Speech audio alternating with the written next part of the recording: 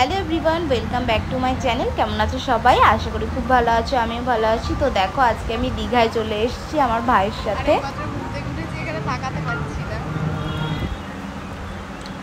তো গাইজ দেখো, এখন আমরা দীঘা বিচে চলে এসেছি। এটা ওল্ড দীঘা বিচ। তো আমরা এখন এখানে স্নান করব, খুব মজা হবে। আর আমি তো খুব এত এনজয় করেছি, এবার দীঘায় গিয়ে খুব এনজয় করেছি। আমরা কালকে এসেছি, কিন্তু আমাদের নাবা হয়নি। আর নেবেই আমি পুরো কালো হয়ে গেছি। আমি প্রচণ্ড বাড়ি এসে দেখছি আমার যতটা প্যান্ট ছিল ততটা ফর্সা, তার নিচে পুরো পুরো ট্যান পড়ে গেছে। তো এখানে আমরা একটু ফটোশ্যুট ভিডিও করে নিচ্ছিলাম। আর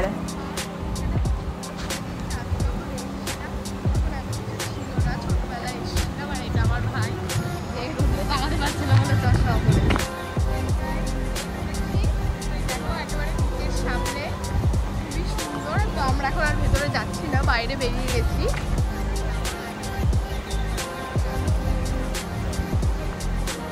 তো গাইজ, এখানে আমরা ব্রেকফাস্ট করেছিলাম। ব্রেকফাস্টটা খুব সুন্দর ছিল। তো ওল্ড দীঘা সি বিচে গেলে তোমরা এই দোকানটা পাবে, তোমরা অবশ্যই এই দোকানটা এসো। আর এটা আমার ভাই নিয়ে নিল দুটো কোল্ড কফি। আমরা দেখো, এখন আমরা সমুদ্রে বসে বসে কোল্ড কফিগুলো খাচ্ছিলাম আর সমুদ্রের মজা নিচ্ছিলাম। আমরা এসছি যখন, তখন পুরো এতটা দেখছো তো জল, তো এবার জল ছিল না তখন, বোধহয় ভাটা ছিল। দেখো, আমরা ওপরে ওই জায়গাটা জুতো রেখেছিলাম, আমরা এখানে জুতো রেখে ওদিকে চলে গেছি। এখানে খুব পাথর, ওল্ড দীঘায় প্রচণ্ড পাথর। তো দেখো, আমি বসে বসে এখন কোল্ড কফিটা খাচ্ছি, খুব এনজয় করছিলাম। আর এই ওল্ড দীঘা এই বিচটা পুরো ফাঁকা, এখানে বেশ মজা। আর অনেকে এটা ভাইরাল হয়েছে যে রাম লেখলে নাকি জল আসে না। তো আমরা ট্রাই করছিলাম, ভাই বারবার বাংলায় লিখছিল, আমি বললাম হিন্দিতে লেখ। তো হিন্দিতে যেহেতু লিখতে পারে না, আমি হিন্দিতে লিখলাম। তো সত্যি অনেক দূর জল আসেনি, তোমরা দেখতেই পারবে, দেখতে পাচ্ছ জল ওর কাছে আসছে না, জল দূরে চলে যাচ্ছে। তো অনেকক্ষণ থাকার পর এখন একটুখানি জল এসছে।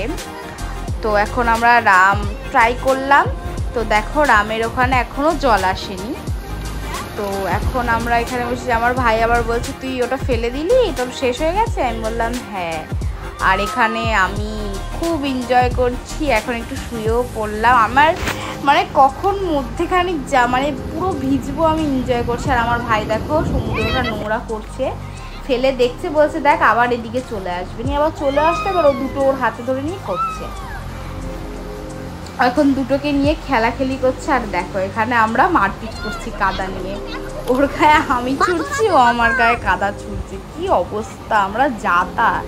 এই বীজটা ফাঁকা ছিল, ও দৌড়ে ওখান থেকে ওকে মেরে, এবার আমি দৌড়াচ্ছি।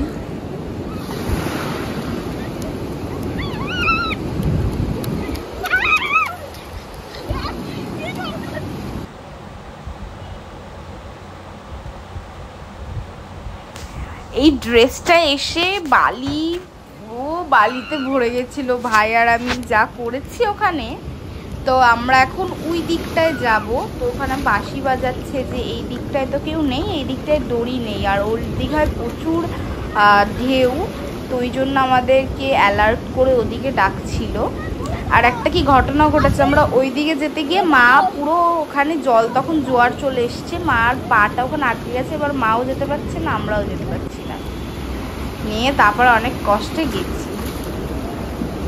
আমারও পা কেটে গেছে, মারও পা কেটে গেছে অনেকটাই। মার পা এই জায়গাটায় এসে আমরা আটকে গেছি, আর যেতে পারছি না।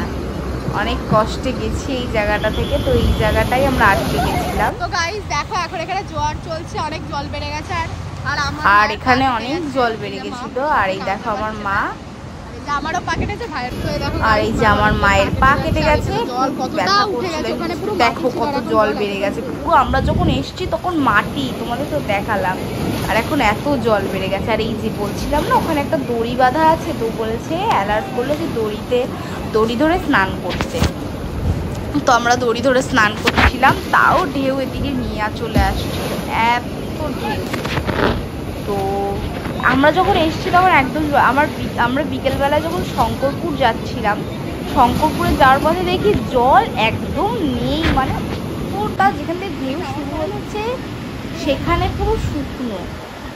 ভিডিওটা আজকে এই পর্যন্তই, টাটা, বাই বাই।